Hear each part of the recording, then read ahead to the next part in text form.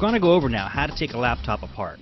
Now, I've taken apart many laptops, and though they differ from model to model, they seem to follow a general theme, and I'm going to go through my procedure for what I believe is the most efficient way to get the laptops apart.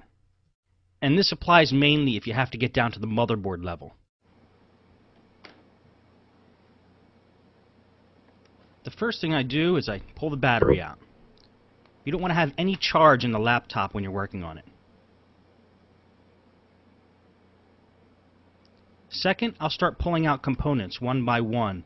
Components that I can get to easily and that will be able to be removed so they're not connected to the motherboard, like the CD drive,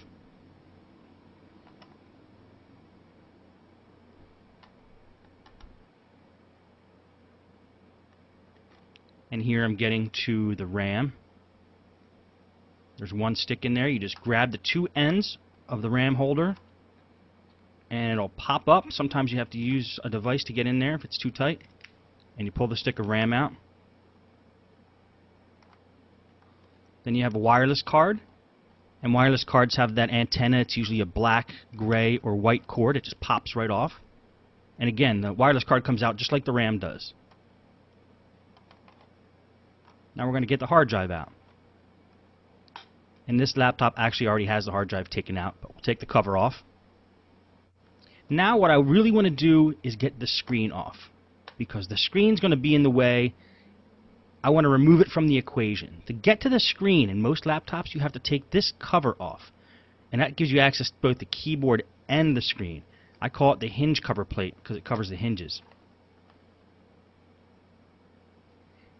And the way to get that off is usually to just pry it off, unless it's held in by screws, and that's why I turn the computer over.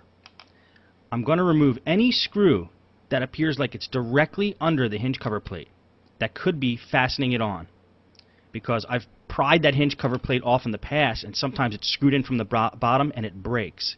So, rule number one, if you have to force anything off of these laptops, stop what you're doing. It's probably going to break. So I just play it safe and remove all the screws that could possibly be holding that hinge cover plate on. And the only way I'll be able to tell is when I go to attempt to take the hinge cover plate off. So, just lining it up. I lined up how big that hinge cover plate is, and I'm just removing any screw that's directly under that. And this computer actually has a lot of them. Most computers don't have this many screws directly under the hinge cover plate.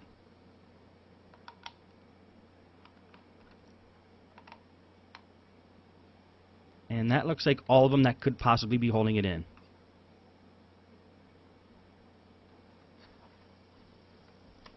So now we flip it over, open it back up again, and now we attempt to remove the hinge cover plate, knowing that any screw that could possibly be holding it in is removed.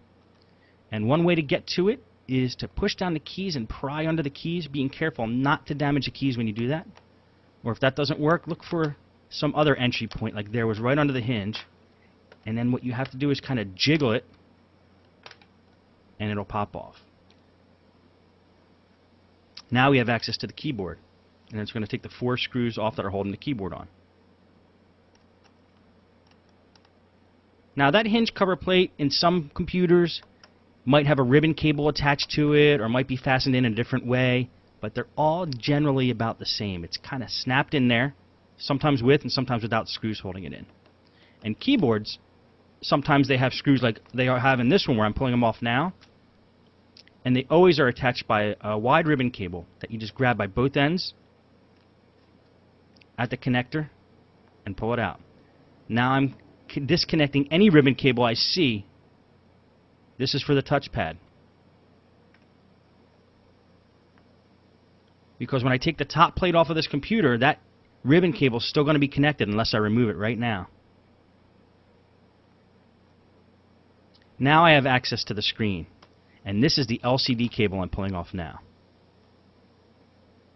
And these two wires here go to the wireless card. You're going to find in a lot of laptops, the wireless antenna go through the computer to the bottom, to the wireless card, all the way up to the top of the screen. So you have to kind of fish it through the computer and pull it back. This way you could get the screen off. If we didn't pull these wires back, we wouldn't be able to remove the screen. And then we'll start removing screws from the hinges on the screen. This particular computer has 3 hinges that go straight down and hold the screen to the base. 1,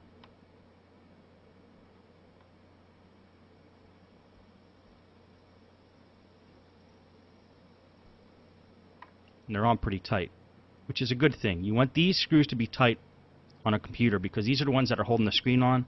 You don't want the screen to be flapping around. And then we'll pull the screws out of the other side. Now if you'll notice what I'm doing with the screws after I'm taking them out of the computer, I'm putting them loosely in certain piles so I remember where they go.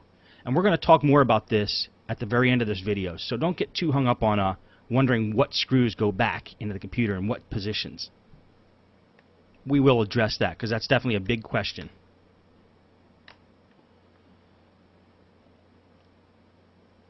Now the screen should come right up after we pull out this last screw.